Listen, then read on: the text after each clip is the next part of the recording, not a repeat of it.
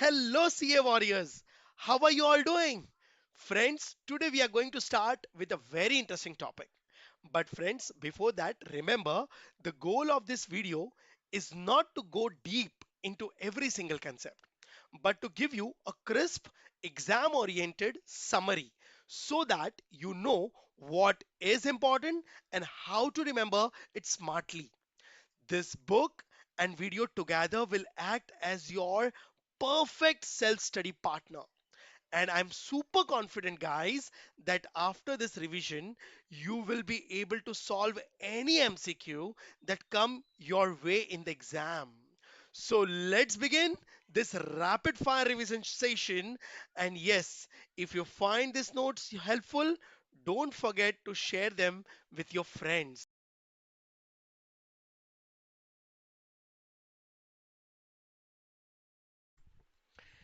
Hello, my dear CA warriors. Let's revise a rapid revision within 10 to 12 minutes. ठीक है? Now, a topic called demand. ठीक है? The purpose of this revision is to just make you revise all the important points, बराबर, so that you can solve any damn MCQ. Okay, and you should get familiar with the content of these notes, which is made very easy, which has made your job, your economics to the point and very easy so that you can score a very good marks with a very lesser effort. Smart study. Okay, come. Now, first is introduction. Total four topics are there. First is introduction. In introduction, there are only 2 points to remember. ठीक है? What is demand? Demand comprises of three conditions. First, there should be a desire, ability to pay, and willingness to buy. बराबर है? At a particular point of time, at a given price. That's all. Out of these three conditions, only first one condition is important. That is ability to pay. That's all. First point done. Second, demand is a dash concept. ठीक है, flow concept and qualitative concept. Friends, whatever things I have marked in a red, बराबर, red marking and underline, it is the only important MCQ. That's all. Now, the most important topic in this chapter is factors affecting demand. Okay, now factors affecting demand in this, there are total 8 to 9 points. You have to just understand the relationship and relationship between only two. Okay, now one is independent factor, another one is dependent. Which is the dependent factor? Demand is always dependent, and rest all which you're going to compare is independent factor. Now, the first is price. So easy. Price, in this you're going to compare two things, price of X and demand of X. Now, price effect comprises, very important, price effect is always there when price and demand is of same goods. Okay, price and demand have inverse relationship. But when the price rises, demand falls, we will going to call it contracts. When the price falls, demand rises, we're going to call it expands. Okay, why price and demand have inverse relationship? It is because of real income or purchasing power. Okay, when the price decreases, your purchasing power increases, that's why you are able to purchase more, or vice versa. So 1 point, price and demand have inverse relationship. Income, the second important factor. Income have all the three relationship with three types of goods. Now, economist says ki in a life, whatever things we purchase, whatever things we demand, we always categorize in a three parts. Some goods are inferior for us, some goods are necessity for us, some goods are luxury for us. Barabar? Now, income and inferior goods always have inverse relationship. Income and necessity goods always have no relationship. Income and luxury or normal goods always have direct relationship. Okay, fine. Yes, yes, yes. Just understand the relationships. You know now how to relate it. Fine. These are the three important points. So in this, we were comparing income and demand. Income was independent factor. Demand was independent factor. Then the third important factor. Now, complementary goods. In this, we are comparing two things. Now, just remember 2 points. That's all. Now, price and demand, but price of X, demand of Y. That means price of car, demand of petrol, price of mobile, demand of charger. Okay, now fine. Complementary goods always have inverse relationship. Always have inverse relationship. Means when the price of mobile increases, demand of charger decreases. When the price of mobile decreases, demand of charger increases. That's all. ठीक है? Yes. Now again the most important part where you have to focus on. Now, examiner knows that people always get confused between complementary and price effect. Why? Because the similarity is here also you are comparing price and demand and have inverse relationship. In complementary goods also you are comparing price and demand and having inverse relationship, and they try to confuse you. So how to recognize whether it's a price effect or complementary effect? Logic is very same. Now when the price and demand is of same goods, then it's a price effect. And when the price and demand is of two different goods, x and y, okay, then it is a complementary effect. Barabar? Okay. That's next important factor is substitute goods. Substitute goods have direct relationship. Just mug it up. Substitute goods always have direct relationship. In this we are comparing two factor, price of x and demand of y. Means price of Pepsi, demand of Coke. Price of Maggie noodles, demand of Yippee noodles, which you can replace it. When the price of Maggie increases, demand of Yippee noodles increases. When the price of Maggie noodles falls, demand of Yippee noodles falls. That's all. It has direct relationship. Now here one again, a point where you have to focus on. Examiner knows now you also will get confused between complementary goods and substitute goods, because in this both the factors are same. So question looks similar. Price of x, demand of y. In complementary also price of x, demand of y. So how are you going to recognize whether x and y are substitute or complementary? Yes. So the difference is relationship. In complementary goods, you have if price of X and demand of Y have inverse relationship, means X and Y are complementary goods. If price of X and demand of Y have direct relationship, that means X and Y are substitute goods. Okay, these four factors are the most important. Rest are very natural. Habit, taste, and preference. See, if you like some products or if you are habituated, demand will be high. If you don't like product or if you are no habituated, then demand will be less. Okay, size of population. The country in which the population is high, population is increasing, demand will be high. Population is less, demand will be less. So simple, it is one liner. What is there to study? Now types of population. Demand also depends on what type of population is living in the country. Means is the majority of the population is old, majority of the population is young. If the majority of the population is old, then the demand for hospitals, medicines, wooden chair, wooden sticks, wheelchair, will be very high. And if the population is very young, then demand for toys, chocolates, cafes, restaurant, discos, ठीक car, bike will be very high. ठीक now then one more factor, that is availability of loan facility. It depends whether in the country is loans available to the public is very easy. Now if easy loans are available to the public, demand will be very high. Why? Because people are going to take the loan and purchase the goods. And if the loans are very difficult to get, barabar, then the demand will be lesser. Simple. Easy loan, high demand. Difficult loan, less demand. Okay. Yes, sir. Then one more point is there which you should study here only. N- Point number 9, future price expectation. Future price expectation. Now in this we are comparing price and demand. So sir, it's a price effect? No. Price is of future, demand is of present. Present demand, future price, both have direct relationship.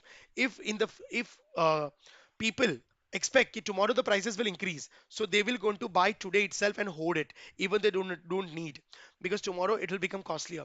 So if expectation is that future price will increase, today's demand will increase, so it has direct relationship. Okay, these are the 9 factors you should understand. Factors are the only important part. And after factors, don't read the law. Law is very simple. After the factor, just directly revise variation and change in demand. Alfred Marshall, बराबर. Now this topic has been created just because of one difference. Okay, now variation in demand and change in demand. Alfred Marshall says if demand changes due to price, you should use word expansion and contraction. And if demand changes due to other factors, मतलब except price, that is income, substitute goods, complementary goods, ठीक population, composition of population, future price expectation, these all are other factors. Okay, loan facility, etc. If demand is changing due to other factors, ठीक है, you have to use word increase and decrease. He's very strict. बराबर. Why he said so? ठीक है. Now why with the price expansion and contraction, why with the other factors increase and decrease? Just the reason was one, and because of that he have created two categories. Because of with the price variation in demand, ठीक है, with other factor change in demand. Now that is just the one reason. Guys, see the curve. I'm going to draw it again for you. It's just one word. No need to read the whole table now. Okay? Alfred Marshall says when the demand changes only with the price and other factors remain constant, because we can compare only two things at a time. The demand curve बराबर will be downward sloping and it will remain at the same place. It will not change. Just the movement will take place. ठीक है. Now if due to price the demand is rising, बराबर, it will move downward. Downward movement is called expansion, but demand curve will remain at the same place, it will not change his place. Okay. And when due to rise in price, if the demand falls, it's called contraction. So contraction may demand will move upward, demand curve will going to move upward, and in expansion demand curve will move downward. Only the movement take place. ठीक है, only the sliding will going to be there. Okay. Now so but how come we don't remember, we get confused. ठीक है. Now so just one simple formula, 1 to 10. See, this end is 1, it is on 1, and the another end of demand curve is on 10. Just 1 to 10 theory. When I say due to fall in price your demand is rising, so demand is rising means expansion. So 1 to, you will go to 1 to 10 or 10 to 1, 1 to 10. So 1 is up, so you have to go downward. Oh yes. Then when I say price has been rising, that's why demand is falling. So demand is falling is called contraction. So 1 to 10, demand will move from 1 to 10 or 10 to 1, 10 to 1, so from down to up. So movement upward is contraction. So just in variation, just movement take place. Demand curve remains same, just movement take place. Okay. Now, but if demand is changing due to other factors, so when you compare demand with other factors, price is assumed to remain constant. Okay. Now, here the demand curve, which is my downward sloping, it will either shift to left or it will shift to right. For example, let's take example of income and luxury goods. Both have which relationship? Direct relationship. So when the income increases, demand for luxury good will increase. So it will shift to right. So shift to right is called increase. Shift to left is called decrease. Why? Logic is very simple. Again, 1 to 10 ka rule. 1 to 10 means right, increase. Left means decrease. Okay. So just one line. In a other factor, shifting take place. In a price, movement take place. And guys, what kind of questions they ask, how they ask the question, they compare factors, they mix factors with movement and expansion, they merge both the topics bara, and create a common questions. ठीक है. Like for example, if I say now in India, loans are easily available to the common public, so demand will, when loan is easily available, demand will increase. But they will not going to ask you increase. Now this you should understand. Factors will help you to give you the relationships. And in the option they're going to give you demand curve will shift to right, demand curve will shift to left, demand curve will move downward, demand curve will move upward. So now you should know uh, loan facilities are other factor. Demand is increasing, mother shifting. So shift to right. Oh, so after reading factors, you should read variation and change. Okay, now the last topic, law of demand. Law of demand, ठीक है. Alfred Marshall in its law have just given 2 points. What Alfred Marshall said? Now, Alfred Marshall said that in my law, I'm just comparing two factors, price with demand. Price is an independent factor, demand is a dependent factor, and other factors will remain constant. Means for uh, in law of demand, Alpha Marshall was allowing only one factor to change, that is price. Okay, and he has said that if you assume other factors are constant, then and demand will always have inverse relationship. ठीक है, inverse relationship. Okay, and price is a independent factor, demand is a dependent factor. Means demand is a function of the price. So this is how they mention Q is equal to F of P. Q means demand is a function of the price. And here have given a normal demand curve to the whole world, that is downward sloping curve. Okay, that is an individual demand curve. Now there is market demand curve. In the law, we were comparing price and individual demand. Now, what is market demand? It is just a one line that you have to remember the definition. See, individual is a single consumer, but market means there are thousands of consumers. So market is nothing but it's a sum of all individual demands. बराबर. So if there are 10 consumers in the market, 10 individuals, all are behaving, all have downward sloping curve. If you're going to sum all that individual demand curve, you're going to get market demand curve. So definition is market demand is nothing but it's a sum, horizontal sum of all the individual demand curves. That's all. Now, exceptions. Guys, as economics deals with human behavior, and human behavior is dynamic in nature. It keeps on changing. So any law, not only law of demand, any law made in this economics in the further, it cannot be 100% perfect. There are some exceptions. So what do you mean by exceptions? In some goods, law of demand is not get applied, but the law of demand is failing, proving wrong. ठीक है, so in the world there were two economists who have proven that law of demand does not apply on two goods, that is given goods and prestigious goods. Given goods are inferior goods, prestigious goods are luxurious goods, two opposite things.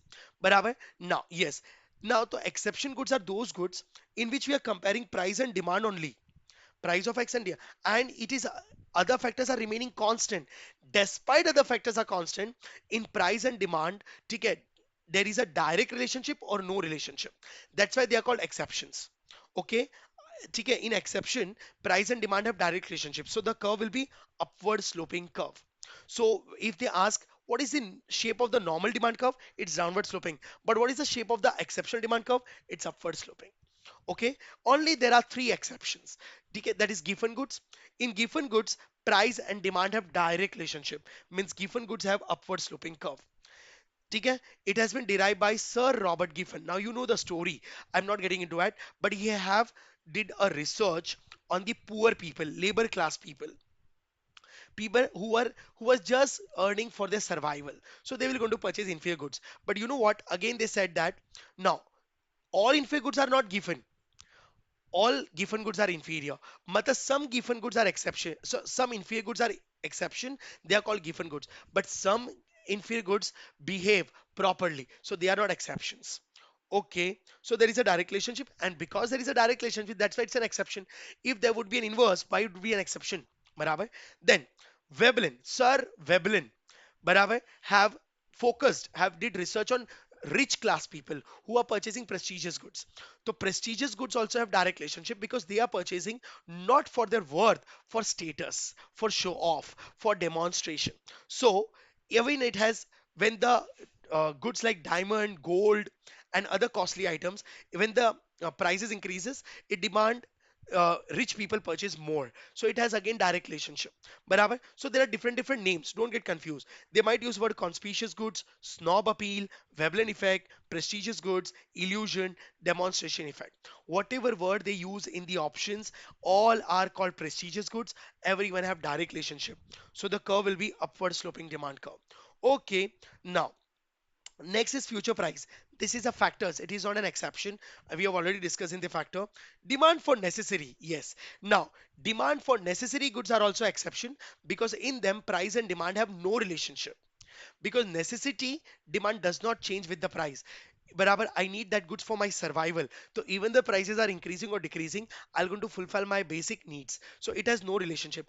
And because it has no relationship, barabar, it is an exception.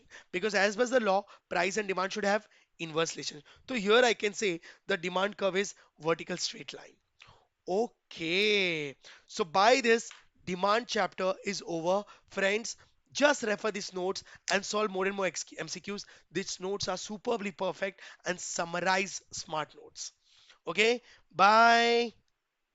Demand revision is over. Nothing is left. Let's start with chapter 2, part B, elasticity of demand. Friends, we have already studied demand chapter, that is part A. You know, elasticity of demand actually has been derived from a chapter called demand. Is it? Yes, friends. The actual chapter is not elasticity of demand. In this topic, we have to understand what is elasticity. Oh, yes. You know what is the main purpose of this chapter? The main purpose of this chapter is to understand the reaction of the consumer behavior. Yes, friends, it is a decision making tool chapter. Yes, now it is a very superb chapter for the suppliers, for the businessmen to understand their consumers, their customers' responses and their behavior. So, but how come? What will be the use to understanding the consumer behavior? Guys, if you can understand the consumer's reaction, if you can understand the behavior of the consumer, you can take your business decisions accordingly and you can boom your business. Oh, so it is a business decision making strategies chapter. Fine. Now, so in this, guys, we will going to learn, we will going to understand how sharply consumer react when price, income, or any other factor changes. So actually, elasticity means it's a responsiveness, it's a reaction of the consumer. So I can say elasticity helps to understand the reaction of the consumer. It is called reactor meter. Oh, so elasticity are of two types, friends. Now, forget about elasticity of demand. Just understand first elasticity, the word elasticity. Now, elasticity are of two types. One is called inelastic, another one is called elastic. Guys, inelastic means flexible, sorry, inflexible. It's called rigid. When I say elasticity of demand, that means I want to say your demand is very rigid, there is very less change in demand. But when I say elastic, elastic means flexible, right? It's like rubber band. Now, that means your demand is very sensitive. That means your demand is very flexible. Now, I can say in this way also, inelastic means your customers are less reactive. Oh, they are very firm. When I say elastic means your customers are very highly reactive because demand is nothing but it's a reaction of the customer. So when I say elastic demand, I want to say there'll be a high changes in demand. Means if demand will rise, it will going to touch to the sky. And when demand will going to fall, it will be on the ground. So increases, decreases. This will be the high fluctuation. It's called nature of elasticity. Increase will also large, decrease will also be large. It's called elastic. But when I say inelastic, it indicates stability. Now, no doubt in this also demand will going to change. Demand increase, but very less. Now, fall very less, rise very less, fall very less, means more or less it will remain constant. Oh, so you should understand the nature of inelastic and elastic. Then we will going to get into the demand. Okay, so how many types of elasticities are there? Two types. Inelastic means less change in demand, means demand is almost constant. Elastic means highly fluctuating demand, means demand is reacting, your customers are more reactive. One more thing, one more angle to understand inelastic and elastic. Why there is a less change in demand? You know what? When I say inelastic means seller is enjoying monopoly. Okay, yes. And when I say elastic, seller is suffering from competition. So how come you can say that? Guys, when I say less change in demand, that means customers have no options. So even though you are going to increase the price, the demand will not going to fall. Demand will going to fall very less.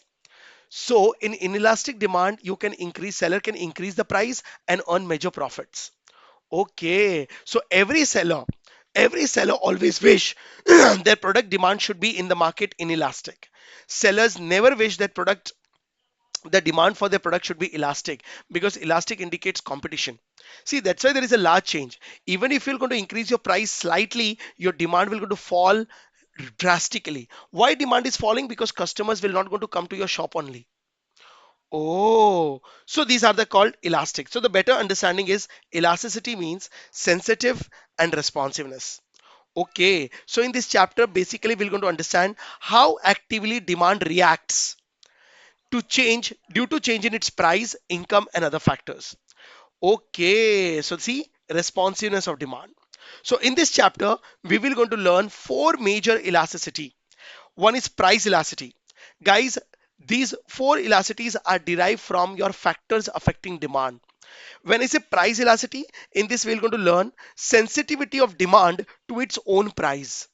Oh, means in this we will going to understand the relationship between price and demand. Means how demand react when the price changes. Second is income elasticity, factor of income. Guys, in this we're going to understand how demand respond due to change in income. When income changes, how demand will change. Means in this we're going to understand the relationship between income and demand. Means due to change in income, whether the uh, demand is increasing greaterly or more change in demand or less change in demand. Okay. Next is cross elasticity. Friends, in this we're going to understand the degree of responsiveness due to related of other another goods due to change in the price of other related goods. Means in this we're going to understand the reaction due to complementary effect and substitute effect. That means price of X and demand of Y. Okay. Fourth is advertisement elasticity. In this, we will going to understand how demand respond due to advertisement effects. So in this, we're going to compare advertisement expenditure and demand. So these are the four factors and four types of elasticity. But you know what? Now, out of all the four, now first we will going to understand the price elasticity of demand, which is the main concept of this chapter, which is the major concept of this chapter. Okay, so let's understand price elasticity of demand. Again, friends, I'm saying conceptually, price, we are comparing price and demand. So guys, this though we have already studied the relationship between price and demand have inverse relationship in a factors affecting demand in unit part A of unit 1. Am I correct? Yes, so price and demand have inverse relationship. It's a law of demand. Then what we have to study in this, guys? Now, no doubt you have studied when the price rises, demand falls. But now we have to study when the price increases, demand falls. It's a fact. But how much? Whether the demand fall will by lesser quantity or it will going to fall by greater quantity. Oh, so this will be understood. This we will be able to understand by elasticity. So elasticity is neutral. Elasticity means two things. Just keep in mind inelastic and elastic. Now, inelastic means less change in demand. Elastic means more change in demand. That's all. Okay, but when you compare elasticity with price and demand, it becomes price elasticity of demand. Okay, so if you're going to compare elasticity with supply, it will become elasticity of supply. So elasticity, the fundamentals of elasticity does not change. So when you compare price and demand, it called price elasticity of demand. Okay, so in this, now what we have to understand, we will going to check the response of the consumer, how much demand changes due to change in price. Okay, so the formula of price elasticity is percentage change in quantity demand upon percentage change in price. Price will be the denominator, demand will be the numerator. Okay, but so while we are considering percentage change, because guys, whenever it is a decision making tool, and friends, whether it's your personal life, whether business career, or whether your study career, always performances are checked and decisions are taken on the basis of always percentage. So in the further chapters also in economics, now whenever you want to take some decisions are always taken on the basis of percentage, because percentage gives you average, right, to draw a better conclusions. So all the elasticity will be first converted into the percentage, and then we will be able to derive the elasticity. Fine. Now, so what is the use of price elasticity? Friends, by understanding the price elasticity, whether the demand is inelastic or elastic, seller will always be able to understand at what level he is doing business in the market. Means whether customers are loyal to his product, means businessman is enjoying monopoly, or customers are not loyal to his product, means businessman is facing competition. If businessmen come to know that by calculating elasticity that he is enjoying inelastic demand, so seller can increase the prices and can earn the profit, because inelastic means your customers are loyal to your product, they love your product, you can bindas increase the prices. Okay, now but if seller come to know, no, my customers are highly reactive, more change in demand, elastic means they are facing competition, they have to reduce the prices. So price elasticity help now to make understand what price they have to charge to sell the goods to the consumer. Okay, so although elasticity बराबर, तो firm use elasticity to predict sales impact due to change in prices. It guides firm to reach to the profit maximization pricing. Okay, hope you understood this. Yes, so now let's understand. Now you understand what is the meaning of price elasticity. But economists have derived five types of reactions due to change in price. It's called types of price elasticity. Okay, so it's called perfectly inelastic. There are five types of reactions of the customer due to change in price, and these economists have given the name. Now, basically, there are two types of elasticity. One is inelastic, another one is elastic, and one is neutral, that is unitary elastic. Now, before we get into the definitions, guys, just understand fundamentally. Inelastic means less change in demand. So you say less change in demand in compared to what? In compared to price. Because in this you're comparing demand with your price. So less change in demand means there will be a, as compared to price, demand will be lesser change. So I'm writing small d. Elastic means more change in demand as compared to the price. So as compared to the price, demand will going to be changed greaterly. Now, an unitary elastic is price is equal to demand. Price is equal to demand. Am I correct? Are you getting my point? Sure, all of you. Now, understand inelastic, unitary elastic, and elastic. So please listen and understand. Perfectly inelastic. Now, please listen. Perfectly inelastic. Inelastic. Perfectly inelastic means now whatever change in the price, demand will not going to change. Oh, means no change in demand. Demand will literally remain constant. Means whether your price increases or decreases, demand will remain constant. It's called perfectly inelastic. Demand does not move at all. So your symbol will be EP is equal to 0.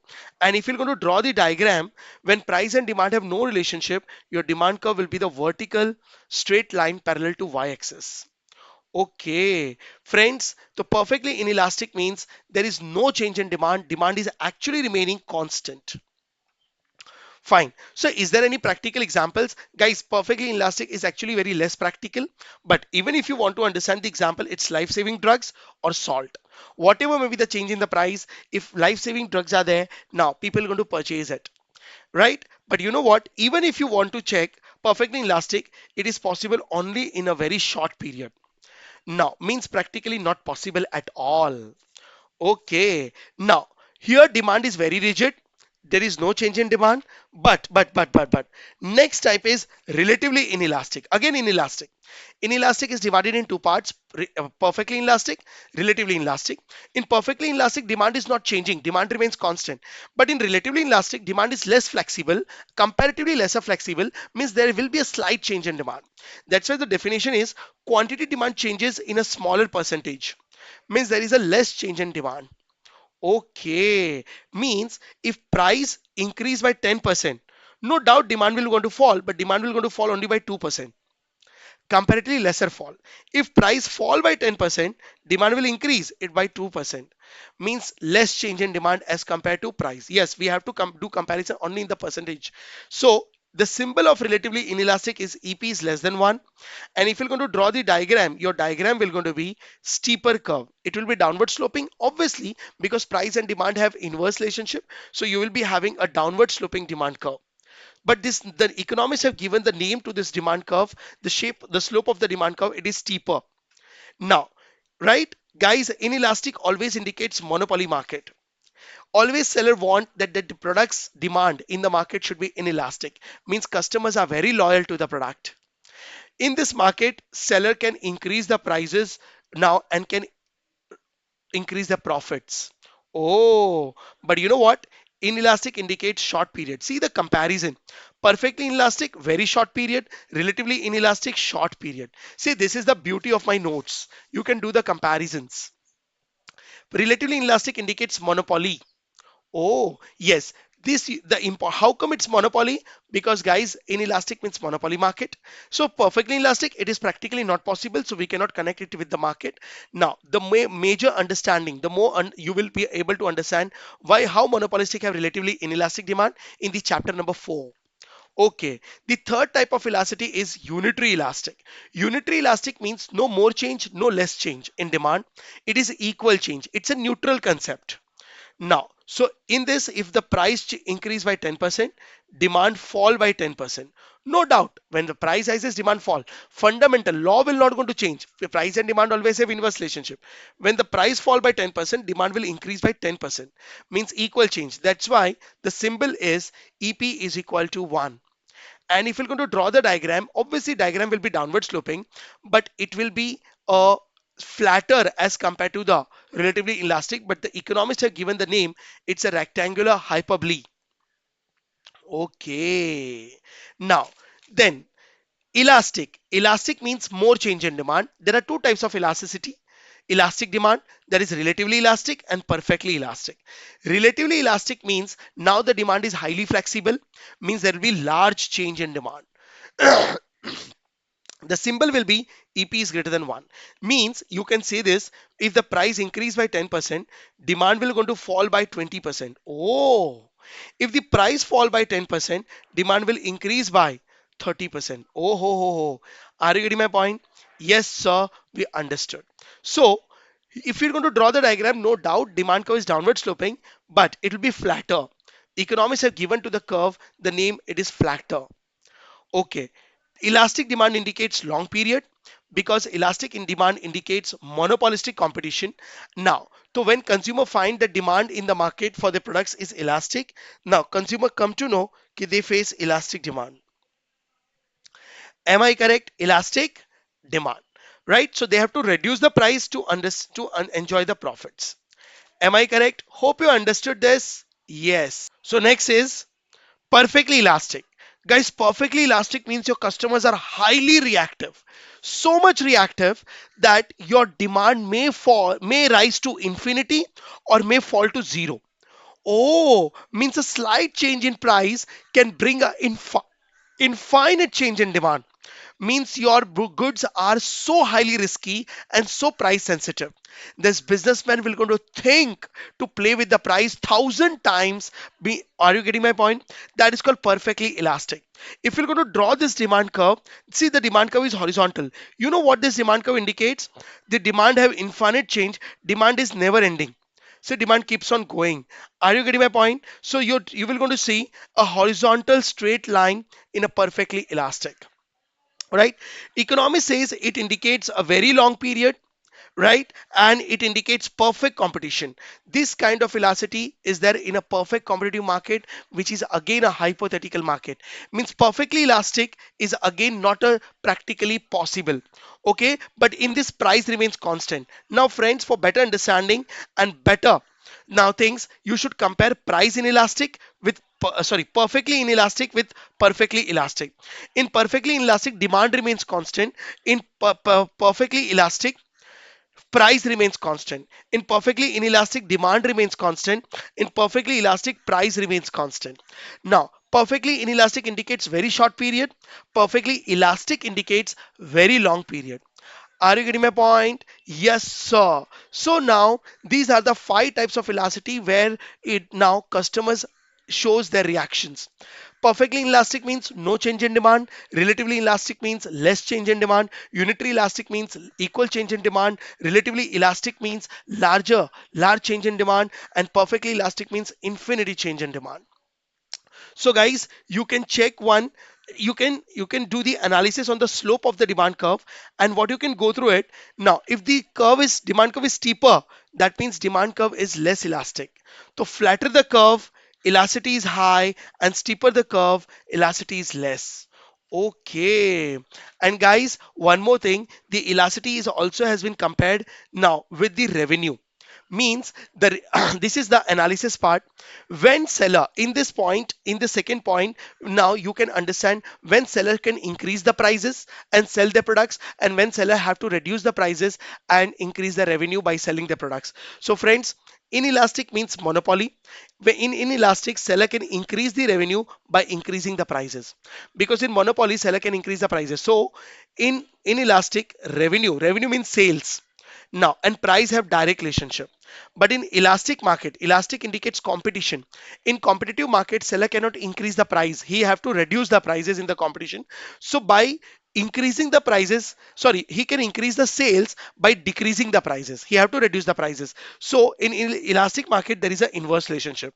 So what is the conclusion? If I compare your revenue, so elastic, elastic, and inelastic. Elastic means what? Competition. If he increase the price, his sales will fall, because in competition you cannot increase the prices. If you decrease the price, you can increase your sales revenue. So in competition, you have to increase your revenue only by decreasing the prices. But in inelastic market, you are enjoying monopoly, so you can increase the prices and increase the revenue, right? By decreasing the prices, you can decrease your revenue. Oh, unitary elastic, irrespective whether you increase the price or decrease the price, your revenue will remain constant, unitary elastic. So hope you understood the theoretical part of price elasticity, five types of price elasticity and comparison with the revenue. And hope you also understood inelastic indicates monopoly, less change in demand. Elastic indicates competition, more change in demand, right? So after understanding the theoretical approach of price elasticity, let's get into the methods to calculate price elasticity of demand. In this, you will going to understand how to calculate price elasticity. Oh, yes. Guys, this was a theoretical, and here you have understood the symbols. EP is equal to 0, EP is equal to less than 1, equal to 1, EP is equal to more than 1, EP is equal to infinity. How you derive this equal to 1, more than 1, 0, etc. It is derived by the calculations. So, how to calculate the price elasticity? There are three methods. First is proportionate method. Second is geometric method, or I can say point elasticity method. And the third one is total outlay method. Let's understand one by one. The most important method is proportionate method. It is calculative. In this, how to calculate price elasticity? In the question, they will going to give you four informations. That is old price, new price, old quantity, or I can say original quantity and new quantity. You have to use this all four. Now, you know the formula and the definition of the price elasticity. Definition is actually, and the formula is also percentage change in quantity demand upon percentage change in price. So what you have to do is, you have to find out old and new. Old price and new price change, percentage change in price you have to find out. And in quantity also, between old and new, how much quantity has been changed, that is due to increase or due to decrease. Now, in a percentage, you have to convert into a percentage form. Now, how to convert into a percentage? So this will be the formula to convert into the percentage. Change in quantity upon quantity into 100. So by applying this rule, you will going to get percentage change in quantity. Numerator, you will going to get it. Then again, in denominator, change in price upon price into 100. You will going to get percentage change in price. And then you have to divide both, right? So you can separately first find out percentage change in quantity and percentage change in price. Okay, but if you don't want to do this, then you can merge the formula further. See, 100 will get cancelled, numerator and denominator, and you will going to get the third stage, that is change in quantity upon quantity. And the denominator, if you're going to bring it to the numerator, it will become reciprocal, that is price upon change in price. Now what do you mean by change in quantity? Change in quantity means old quantity minus new quantity, and change in price means old difference between old price and new price. What do you mean by quantity? It is old quantity, and price means old price. Okay, so you can apply this formula also. By this, you're going to get elasticity. Now, if you get elasticity, now in the form of in 0.1, 0.9, now that means it is less than 1, it is relatively inelastic. But if you get the answer above 1, for example, 1.2, 1.5, 3, 4, that means demand is relatively elastic.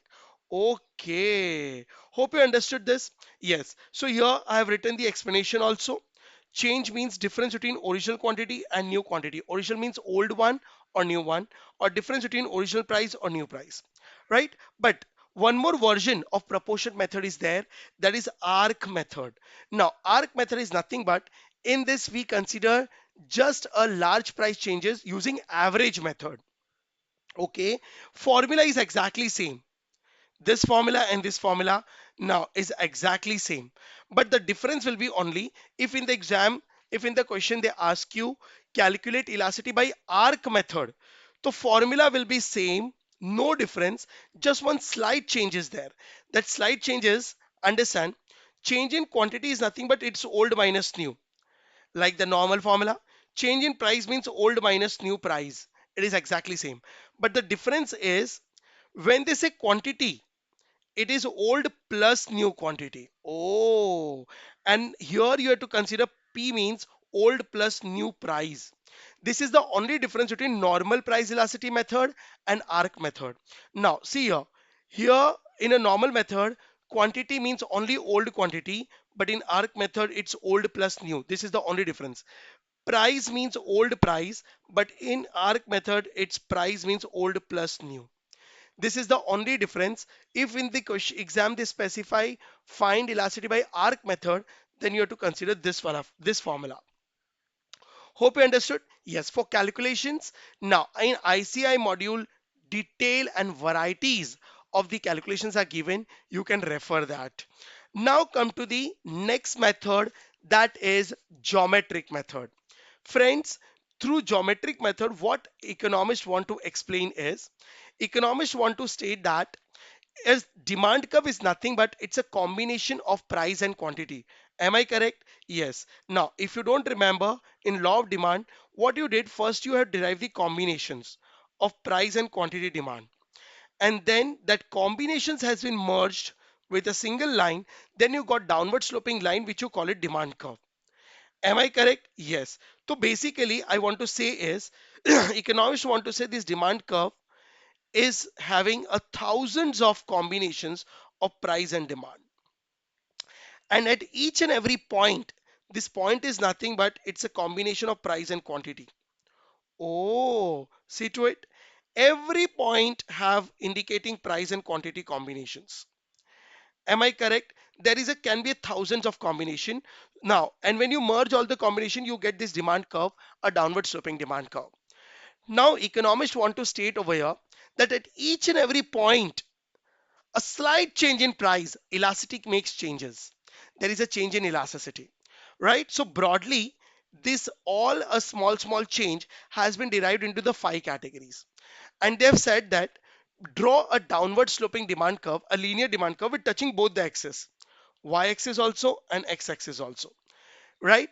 And after touching, now whatever may be the demand curve will be there, broadly the middle point of the demand curve will always going to indicate unitary elastic, that is ep is equal to 1, and the area above in unitary elastic midpoint, the area above unitary elastic indicates ep is greater than 1, that is relatively elastic demand, means more change in demand, and the area below unitary elastic indicates relatively inelastic demand, that is ep is less than 1.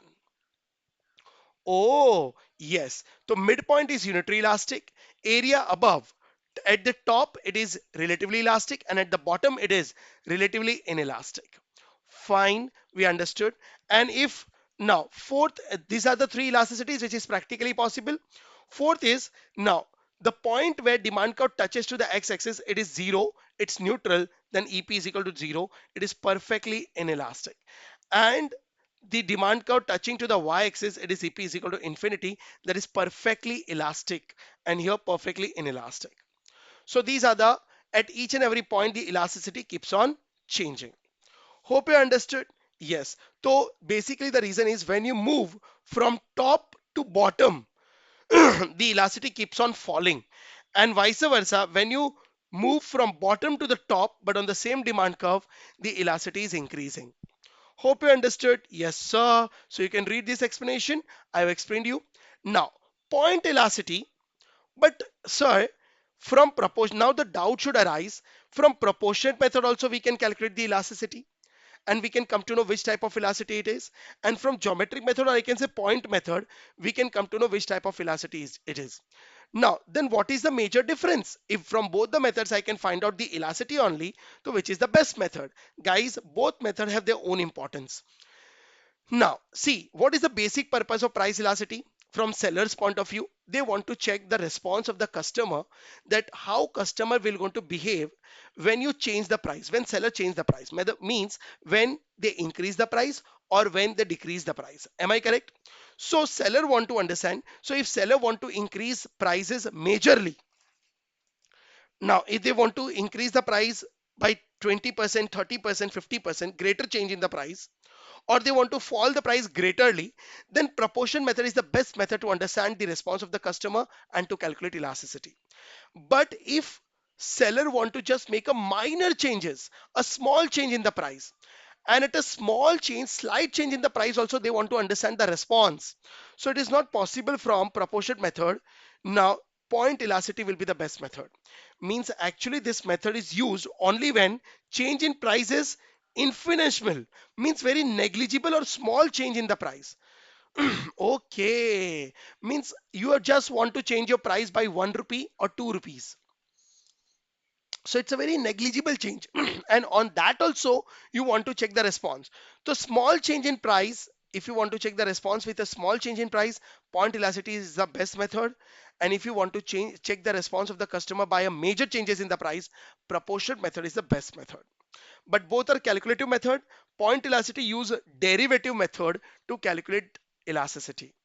Okay, fine. Now the third method is total outlay method. Now what is this total outlay method? Friends, total outlay method is an analysis method.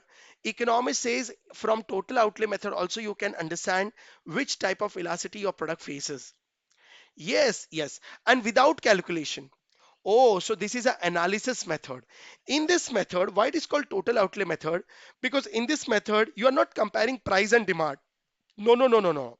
If you want to compare price and demand, then the proportion method would be the best method. Now, in this method, you are comparing price with total expenditure. Means you're comparing price and total expenditure, or I can say total revenue from seller point of view and total expenditure from buyer point of view. Because buyer's expenditure is seller's revenue. Am I correct? But yes, demand is from consumer point of view. That's why we are using word total expenditure. So we will going to compare price and total expenditure, and there are three types of patterns you will going to be able to understand. So price and demand have inverse relationship. How this table has been created? Please listen. Now see, price is increasing 1, 2, 3, 4, 5, 6, 7, 8, and demand is falling 8, 7, 6, 5, 4, 3, 2, 1. So here price and demand have inverse relationship. Am I correct? Yes, sir. Now I don't want to compare price with demand now, but I want to calculate the total expenditure. So how I have calculated total expenditure? Price into quantity. So when the price is 1, demand is 8 chocolates. So if a buyer will going to purchase 8 chocolates at 1 rupee, his expenditure will be 8 rupees. So 1 8 is a 8, 2 7 is a 14, 3 6 is a 18, 4 5 is a 20, 5 4 is a 20, 6 3 is a 18, 7 2 is a 14, and 8 1 is a 8. How this is how I have derived now total expenditure. Am I correct? Now ignore quantity demand. Please ignore the quantity demand. Okay, come to the total outlay. Now see, you will going to check the three relationships, and here the method comes. Economist says when price and total expenditure have direct relationship, means when the price increases and total expenditure also increases, means both have direct relationship, and vice versa. When price increases, total expenditure increases, and when price fall, total expenditure fall. That means demand will be relatively inelastic. That is EP is equal to less than 1. Oh, that means seller is enjoying monopoly. He can increase the price, because by increasing the price, seller will going to spend more. Then the profit of the seller will increase. Okay. Now, but when the price and total expenditure have no relationship. See, even though the price is increasing 4 to 5, my expenditure is same 2020. It means there is no relationship between the price and total expenditure. That means demand is unitary elastic. That is EP is equal to 1.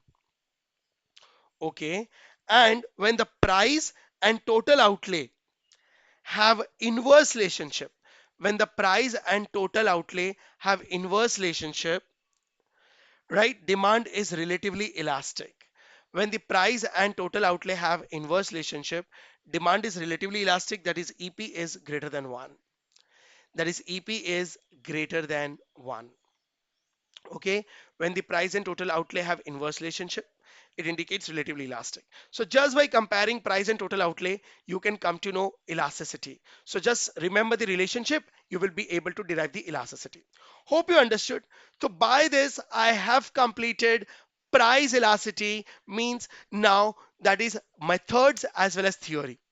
Now this is the most important theory of your chapter. Majority MCQs will going to come from price elasticity. Now the three more elasticity is there. Out of that, the second elasticity is income elasticity. It is very easy because all the elasticities now is same. The definitions are same or similar to the price elasticity. So student who knows price elasticity, now income elasticity will be a piece of cake for you. Listen and understand. Guys, why price elasticity, income elasticity, and other elasticities are exactly same? Why I'm saying it's same. Reason is there. Understand very maturely. Those students who ratify the concepts, they feel all elasticities are different. What I want to make you realize is elasticity is neutral. Elasticity says I am neutral. For me, there are only two types of elasticity. Elasticity means only two things: inelastic and elastic. Inelastic means less change in demand, elastic means more change in demand. Okay, now, but how come now we deriving income elasticity? Now, just elasticity says you can compare with me with any factor. So in this, I'm comparing income and demand. That's why it's called income elasticity. Elasticity says I am neutral. If you were earlier in my previous topic, you were comparing price with demand. That what it was. That that why it was. That was the topic was price elasticity of demand. When you compare income and demand, it becomes income elasticity of demand. Elasticity is neutral. Over there also less change and more change. Here also less change and more change. Now, but here changes take place due to income, right? So what is the use of income elasticity? Why now we are learning income elasticity? What is the benefit? In this, we are comparing income and demand. From this, seller want to understand the future demand due to change in its income. Seller knows that people purchase because they have income ability, they have a spending capacity, and that spending capacity comes from income. So now is businessmen want to know now future demand, and future demand obviously depends on the income level. So they will going to analyze when the income of the people increases in the India or in any country, how much the demand changes. Whether the demand changes is greaterly, that means elastic, or whether demand is changing inversely, that is sorry, less change in demand, that is inelastic. Oh, so see the definition is also same. Now income elasticity is nothing but it's a change in demand upon change in income. This formula is same as price, just one word has been changed. In that also demand was numerator, here also demand is numerator, just price word has been replaced with the income. Oh, right. So like price, here also there are five types of elasticity similar to price. Okay, yes, similarly, but the names and the categories are different. Why? Now, before I get into the types of income elasticity, first understand you have to remember factors affecting demand. See, as I told you, now these all elasticities has been derived from the factors affecting demand. Am I correct? Yes, sir. So now listen. Income and demand have which relationship? Guys, income and demand have all the three types of relationship. That is inferior goods. For inferior goods, income and demand have inverse relationship. Means when the income increases, demand falls, and vice versa. So with inferior goods demand, income have inverse relationship. Income and demand for necessity goods have no relationship. Method means whether income increases or decreases, demand remains constant. Hope you remember. Yes, and demand for luxury goods or normal goods. Now, income and demand have direct relationship. Means when the income increases, demand increases. When the income fall, demand fall. It has direct relationship. Am I correct? Yes. Now understand types of income elasticity. Types of income elasticity. First is negative income elasticity. Another one is zero income elasticity. Third one is positive income elasticity. So three broader categories has been derived. You know, negative income elasticity means inverse relationship. Oh, yes. When income increases, demand falls, demand increases, income falls. So this is what I have written over here. The quantity demand at any given price decreases or income as income increases or vice versa. Negative income elasticity means inverse relationship. Zero income elasticity means no relationship. And positive income elasticity means direct relationship. First, you understand this. See how this three relationship has given three names. An inverse relationship is with inferior goods, no relationship with necessity goods, and direct relationship with luxury goods or normal goods, right? Yes, sir. So I have written over here normal goods and luxury goods. So this has been derived exactly same with the factors. Okay. Now, how the elasticity is considered? Simple. Understand. Zero income elasticity. These four elasticities are same as price elasticity. EP is equal to 0, that means EY is equal to 0. Means perfectly inelastic. It is perfectly inelastic demand. It with insense to price. Means demand remains constant. Over in the price also we have understood perfectly inelastic demand means no change in demand. Here also no change in demand even though income is changing. Okay. Positive income elasticity is divided in three parts. EY is less than 1, that means relatively inelastic. EY is equal to 1, that is unitary elastic if you compare with the price, and EY is greater than 1, that is relatively elastic. Elastic means more change in demand. Inelastic means less change in demand with reference to income. So here definition is demand changes by smaller percentage. Unitary means equal change. Now, demand changes by exactly same, equal change in demand with reference to income. Now, larger change in demand with reference to income. So what do you mean by larger change? Guys, simple. Income and demand means if people's income increase by 10%, demand is increasing by 50%. Oh, in inelastic, if income increase by 10%, demand is increasing just by 2%. It's called normal goods. Okay, so relatively inelastic normal goods. So this is how the five types of elasticities are there. But you know what?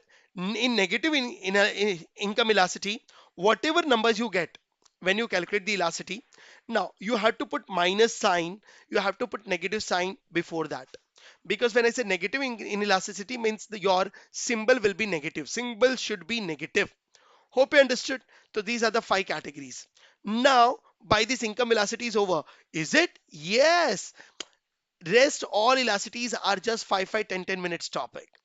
Okay. Now, understand, after understanding the three theoretical elasticity of income, let's understand how to do the calculation if calculations asked. Yes, elasticity is always a calculation. Guys, in price elasticity, now, there were three methods: proportionate method, geometric method, and total outlay method. But in income elasticity, there is only one method, that is proportionate method. No other method, and the formula is exactly same what you have learned in the price, just price has been replaced with the income. See, by the proportionate method, in this also four figures will be given. They will going to give you old income, old quantity, and new quantity. Old income, old quantity, new quantity. Okay, now, understand old income, new income. So how we have to calculate by the proportion method? Your formula is change in demand upon change in income. Percentage change in demand upon percentage change in income. How to derive percentage? So your formula second stage is change in quantity upon quantity into 100, change in income upon income into 100. Same as proportion method of the price, just P has been replaced by Y. Just the denominator is changing. So 100 will get cancelled. You will going to get the formula. Now change in quantity upon quantity and reciprocal Y upon change in Y. So change in quantity means old minus new quantity. Quantity means only old. Change in only Y means old income. It's old income. And change in income means old income minus new income. You have to take the difference. Okay. After putting this that figures in the formula, you will going to get elasticity. Okay. Fine. Hope you understood this. Yes, sir. We understood. Now again, here also they can ask you use arc method. So if they ask you arc method, this is the normal method to calculate income elasticity. But if they ask you arc method, just one change, this Q will become old plus new income. And this Y will become old plus new income. Right? This much is the only difference. Hope you got it. Yes, but one thing now you have to keep in your mind. Understand. After doing the calculation, no doubt you will going to derive elasticity. Elasticity will be in the points, something 2.5, 3, 0.9, 1.2, whatever may be the figures you get. This is income elasticity, but. In income elasticity, there are two ways, two things, negative income elasticity and positive. So, whether you have to, how will going to come to know you have to put negative sign or not? Answer can be 0 also. Answer can be minus 0.02.5 also, and answer can be positive 2.5 also. So how are you going to understand? If you're expecting by calculation you're going to get the negative sign, no. By calculation you will always going to get the figure positive only. You have to decide whether I have to put minus sign or not. So how come? Now understand, after doing the calculation, read the question again and check it out which relationship it is. If you find income and demand have inverse relationship, then your income elasticity should be negative because that good should be an inferior. Because inferior goods always have inverse relationship with income. So then you have to put minus sign. Then your answer will be minus 0.9 or minus 2.5. Okay, but after reading the question, you find that income and demand have direct relationship. This you're going to come to know by reading the question only. Means when the income is rising, demand is also rising. Then you should understand the income elasticity should be positive because the goods are either normal goods or luxury goods. Then your answer should be positive answer. Okay, so separately you have to decide whether you should put minus sign or not. Means negative income elasticity or positive income elasticity, you will going to come to know only by understanding the relationship. Okay, hope you understood the income elasticity. Yes, sir. So by this income elasticity is also over. Let's understand now cross elasticity of demand.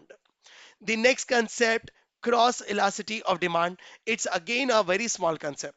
Friends, again I'm saying the word elasticity is neutral.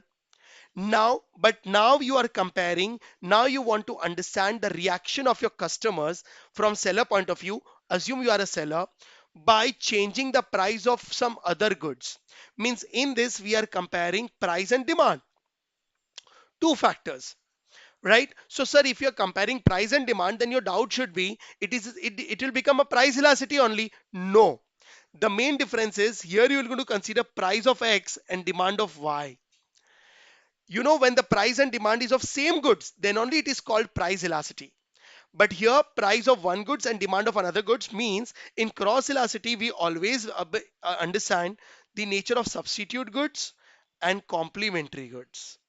Oh, means here now economists want to, what is the use of this cross elasticity? Here economists want to explain that seller want to understand now whether I'm facing competition, whether what level of competition I'm facing. That means now competition is tough or he's enjoying monopoly. You know, complementary goods means their business is very stable, but substitute means their business is highly competitive. Oh, now, so formula is one and the same. In cross elasticity, percentage change in quantity demand upon percentage change in price. Demand is numerator, price is denominator. So when you read this formula, you will going to feel like this formula is exactly same as price elasticity of demand formula. Yes, but the one difference here, the demand is of one goods and demand is of some other goods and price is of some other goods. Means if I tell you complementary goods, so demand is of car, sorry, price is of car, demand is of petrol. Price is of mobile, demand is of charger. Now, if I tell you substitute goods, so demand is of Pepsi, price is of Coke. Oh, demand is price is of ball pen, demand is of ink pen. Fine, now we understood. So, in cross elasticity, again, there are three types of elasticity. Positive cross elasticity. Yes, there is no five types. There are only three types. Positive cross elasticity, negative cross elasticity, and zero cross elasticity. Just two lines points. Positive cross elasticity means direct relationship. Negative, the word negative elasticity means inverse relationship. See, I have written over here direct relationship, inverse relationship, and zero cross elasticity means no relationship. Now, again, I tell you, refer the factors affecting demand. Over there, we have studied price of complementary goods factor and price of substitute goods factor. And always, I keeps on telling you now. Substitute goods always have direct relationship. So guys, substitute goods will always be having a positive cross elasticity. Means when the price of Pepsi increases, demand of Coke will also increase. So substitute goods always have positive cross elasticity. Now, please remember, substitute goods always have positive cross elasticity. But you know, there are three categories of substitute. One type of substitute is called perfect substitute. Another type of substitute is called closure substitute. And the third category is no close substitute. So substitute goods are substitute. Now, why they have derived three categories? Now, I'll let you know. Understand, perfect substitute means the goods are exactly same. Means if you replace one goods with another, you don't find any difference. Means people are not going to come to know you have changed something. For example, the best example of perfect substitute is like bread. Now Britannia bread, or for example, some other company's bread, Amul bread, whichever bread you can purchase, you're just switching between brand, you will not going to find any difference. That's called perfect substitute. Means the goods are so perfectly replaceable, you don't find any difference whether you purchase goods X or Y. Another example is salt. Whether you purchase salt of Tata company or you purchase the salt of some other company, it doesn't matter. Now consumer will never going to find any difference between the salt. taste of the salt. Means you don't find any difference. That is called the goods are so perfectly substitute to each other, so perfectly replaceable. And that's why economy says when the goods are so perfectly replaceable, means the goods are exactly same, the in the substitute, the elasticity will goes to infinity. And infinity means demand curve will be a horizontal curve. Oh, if the goods are perfect substitute. Fine. The goods are closest substitute. Now, when I'm going to explain you closest substitute, perfect substitute, you'll be able to understand better. Closest substitute means goods are replaceable with one another, but consumer may find difference. Yes, might be there is a change in difference or some quality. Like Pepsi and Coke. Pepsi and Coke, no doubt, both are black drink. Am I correct? Now, but if you're going to replace it, the consumer will going to come to know, no, there is some difference in taste. Means you will going to realize, yes, something is replaced. So goods are not so perfect. It is lesser perfect substitute. It's called closest substitute. But yes, you will be able to easily replace it. So when the goods are close substitute, your elasticity will be positive and large. So, and if you're going to draw the demand curve, your demand curve will going to be, it's like flatter. So closest substitute is a flatter demand curve. Now, that's why the name is given flatter. It's horizontal. Yes, in the exam they ask this. But if the goods are no close substitute, right? Now, means you are replacing it just to, you are doing some adjustments.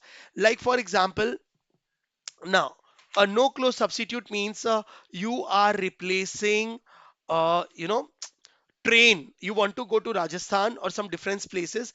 You are going from flight. Instead of railway, you are taking the flight. So you have substituted your transport, but it has major difference. It is not easily replaceable. So when goods are not that close substitute, no doubt your elasticity will be positive because it's a substitute goods, but elasticity will be very small and the demand curve will be steeper actually. The demand curve will be steeper. See, I've written over here now. So in the exam, they can ask you if perfect substitute demand curve can be now horizontal, closest substitute, flatter demand curve, and no closest substitute, it's steeper curve. Okay. Complementary goods have negative cross elasticity because it had inverse relationship, so demand curve is downward sloping. Direct relationship, then only upward sloping. And zero cross elasticity means you are actually comparing two unrelated goods. Now, unrelated goods means you are comparing price of potato with the demand of chair. It's useless analysis. So there is no change in demand. Your EC will be zero and you'll be having a vertical demand curve. Okay, so here if you want to go by symbol, positive cross elasticity, whatever may be the elasticity you derive while the calculation, but your answer will remain positive. Now, negative cross elasticity, whatever answer you get of elasticity by calculation, you will going to put minus sign to indicate it's a negative cross elasticity. And zero cross elasticity means EC is equal to zero, you're going to get a zero figure.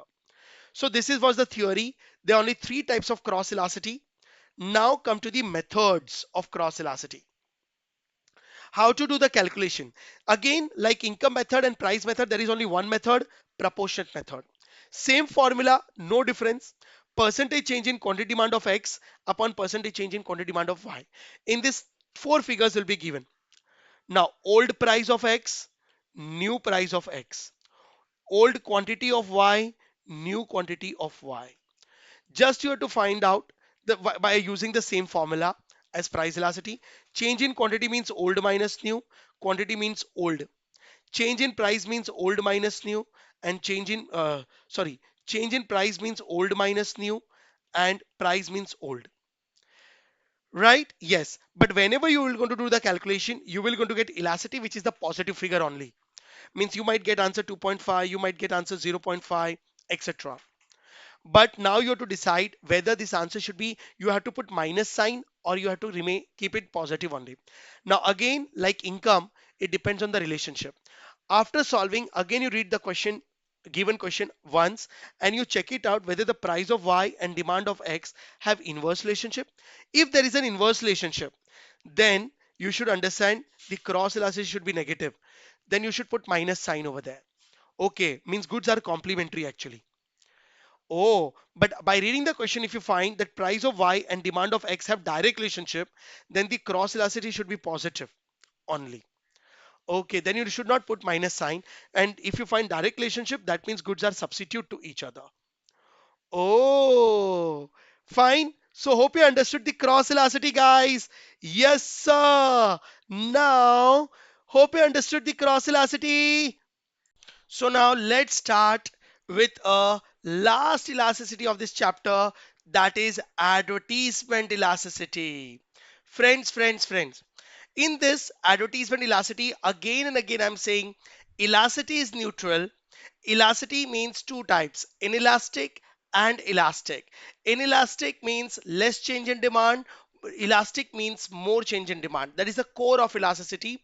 Now, in this, we are comparing advertisement expenditure and demand. Means here seller is spending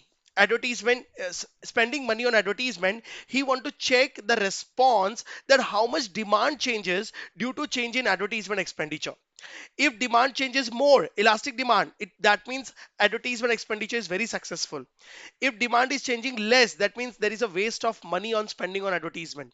Oh, yes. So in this actually advertisement expenditure, we are comparing two factors, advertisement expenditure and quantity demand, and both actually basically have direct relationship, because seller always spend money on advertisement to increase the sale.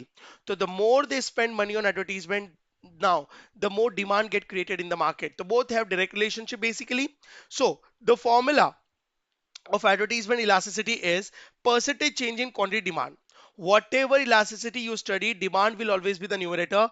Now, only the denominator keeps on changing, and percentage change on spending on advertisement. Percentage change on spending on advertisement means your formula will be change in quantity upon quantity into advertisement upon change in advertisement. Formula is one and the same. I can say change in quantity means old minus new, and change in advertisement means old advertisement minus new advertisement. Only advertisement means old advertisement, and quantity means old quantity. But don't worry, now till date in the exam, no question has been asked calculative questions on advertisement elasticity. Fine. Now, like price, there are four types of elasticity in advertisement. EA is equal to 0. That means I can say perfectly inelastic. Now understand the sense. First you understand the definition. You can compare it with the price elasticity. Over there EP is equal to 0. Here EA is equal to 0. EA is equal to less than 1. That means relatively inelastic. Let's go one by one. EA is equal to 1. That means now you should understand unitary elastic. And EA is greater than 1. That means relatively elastic. Now I can say inelastic means no change or less change in demand. So when I say perfectly elastic, it indicates that businessmen spending money on advertisement, but there is no change in demand. Demand remains constant. So I can say zero response. Demand does not respond. Means your advertisement is super flop if any businessman find that even though he's spending on advertisement, but demand is not changing in the market, that means he should not spend money on advertisement. Okay, now he is wasting his money. Now, when I say EA is less than 1, but you know what, EA is equal to 0 is practically not possible, because always advertisement has some positive impact. Okay, now might be lesser impact, but zero response not possible. So it is just a theoretical concept. EA is less than 1. EA is less than 1 means demand is responding but very less response. Again, your idea of advertisement spending is something inappropriate. So increase in demand is less. So less change in demand. So advertisement expenditure is increasing more, but demand is changing less. So advertisement expenditure is less responsive, demand is less responsive, means he is wasting his money. Now EA is equal to 1 means demand is changing equally. There is an equal change in demand. Means if advertisement spending is increasing advertisement expenditure by 10%, demand is also increasing by 10%.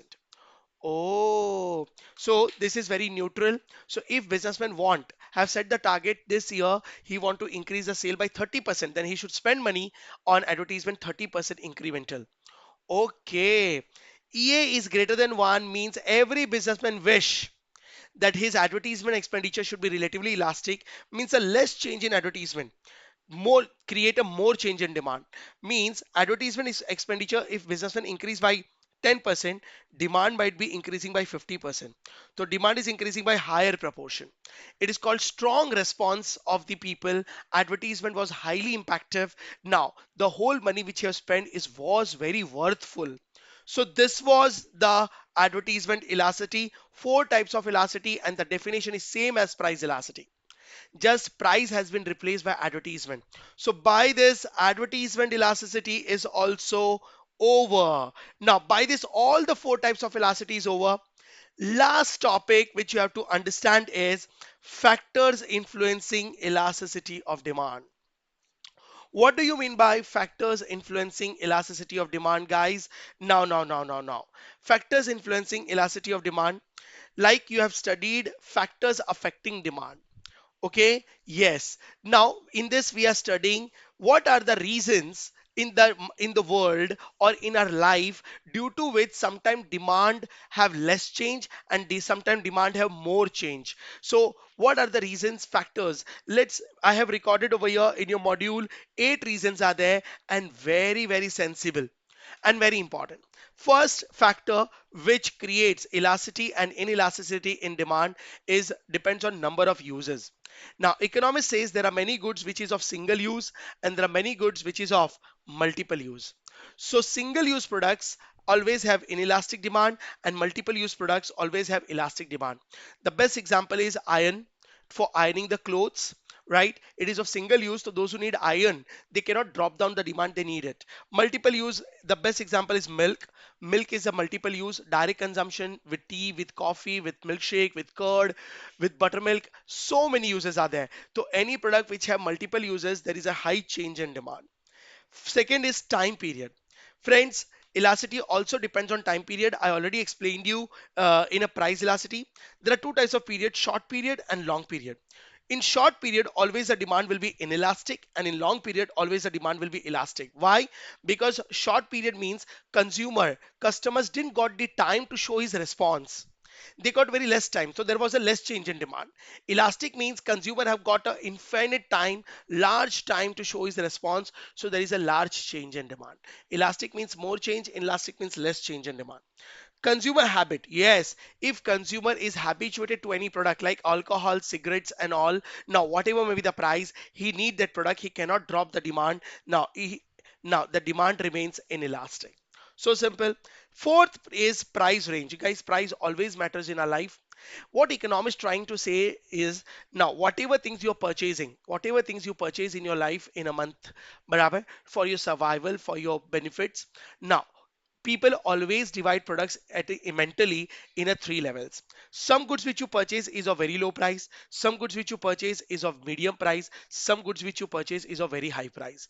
Now here economists want to say is, now very low price products always have inelastic demand and very high price products always have inelastic demand, but medium price products always have elastic demand. Sir, how come you can say that? Reason is very simple, guys. very low price very low price always have inelastic demand because, for example, matchbox, it is just of 1 rupee. Barabar small prices chocolates. Now if their prices also increases in the market, for example, matchbox, it is of 1 rupee.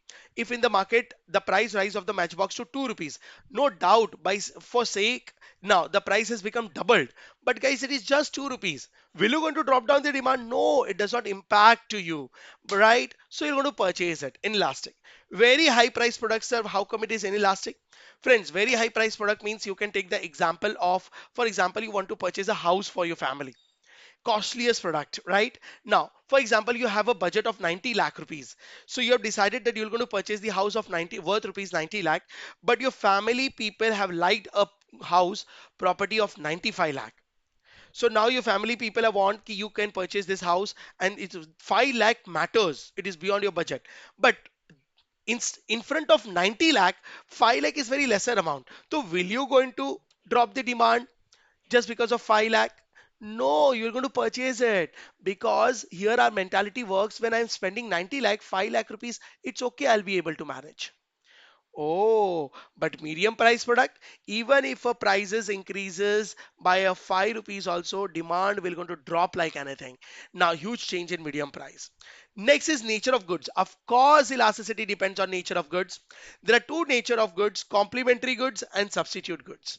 Economists stated that complementary goods always have inelastic demand, obviously because complementary goods are useful to use main product. For example, car is a main product. Petrol is a complementary. So if in the market petrol prices will increase, then too I will not going to drop the demand of petrol. I will going to purchase the petrol because my main product is car. Oh, so complementary goods, once you purchase a main goods, now complementary goods become like a necessity product. You cannot drop it down. So it inelastic. Substitute goods means goods are replaceable. So people feel why I should pay a 1 rupee extra when I'm getting some options. Substitute means you have options available. So guys, substitute goods always have highly elastic demand. A small change in price will going to impact the demand highly because substitute indicates competition. Oh, so substitute goods indicates highly elastic demand. Next is budget, income. Guys. Now, budget does matter. Budget or income, I can say it means spending capacity. Spending capacity always comes from income level. Am I correct? High income people have high spending capacity. Now, here, what economists want to actually explain it. Now, let's take one example. It's like monthly budget. Your parents always make a monthly budget. They know to run the house and to complete the demand, to satisfy the demands of their all their family members. Let's say their monthly budget is 1 lakh. Okay, now please understand. Now, what economists want to say, if your monthly budget is 1 lakh now, out of that 1 lakh you spend on varieties of the goods. Am I correct? Milk, grocery, vegetables, fruits. Now, Anna, right, movies, advertisement, for example, picnic. Okay, so many things are there, which is everything is included in your budget. But what economists want to say, out of your budget, you purchase some goods on which less proportion of your income is spent. Means a very small part of your 1 lakh will be spent. Let's say in a month 3000 rupees. Oh, just 3%. Proportion means percentage, right? But there are many goods on which greater proportion of your budget is spent. Let's say for example 50 to 60%. Okay. Now what economists want to explain over here is any product on which you are spending a very small proportion of your budget, uh, the demand you face for that product is inelastic. Reason is because even though prices of that product increases, your budget will remain intact. You are able to purchase. Your budget does not shake. Oh, but the products on which you are spending major portion of your income, if that products become costlier, your budget will going to become shaky. You have to reform your budget and your demand will going to change drastically. That is called elastic demand. Am I correct? Yes, it's a fact. It's a practical thing of your career, sorry, of your life. Now, types of goods. Goods are also depends on, sorry, elasticity also depends on types. Goods are necessity or goods are luxury. Friends, now, when goods are necessity, it always have elastic demand because necessity goods are important for the survival. You cannot drop this demand. But if goods are luxury, of course, you can drop the demand if the price rises. It enjoy elastic demand. Situation, yes, elasticity also depends on my life situations. There are some goods, there are two situations, urgency demand and demand can be postponed, not so urgent. So if some goods are very urgent like medicines, now even though the prices are increasing, I will be able, I have to purchase that. So it enjoy inelastic demand, there is a less change in demand. But if I can postpone, so even though the prices increases by 2 rupees also, I'll going to wait to demand prices get fall. Now, so demand will be reduced, it has elastic demand. It is like, guys, I'm purchasing online products on Amazon. So if I find demands are not my goods, which I want to purchase on from Amazon is not so urgent. And if I find it is very costly, so I'm going to add it into the cart and I'm going to wait it for price get reduced or some offer get announced on Amazon. But if some urgent, I'll not go for offers. I'm going to purchase it. Am I correct? So these are the 8 points which indicates factors influencing, and these are the real reasons in the life due to which my demand sometimes change majorly, my demand sometimes change less, inelastic and inelastic, right? So friends, this was the revision. Now a fast track concepts, hope you understood. So just I'm revising 3 to 4 points. Elasticity means responsiveness, Price elasticity are of five types. EP is less than more than one means elastic. EP is less than means one means inelastic, and EP is equal to one means unitary elastic. Right. Now, income elasticity, cross elasticity, all has derived from price elasticity. Now, please revise once and crack the exams. Okay. So that's it, my dear students. This was your quick revision session. Simple words, clear concept. Now there is no room for confusion. If you understood everything in one go, say yes, sir, and give it one more quick revision. Remember, smart study is the best strategy. Keep revising, stay confident, and believe in your preparation. And don't forget to tell your friends that these notes are total exam lifesaver. Stay consistent, stay motivated, and I will see you in the next rapid fire revision.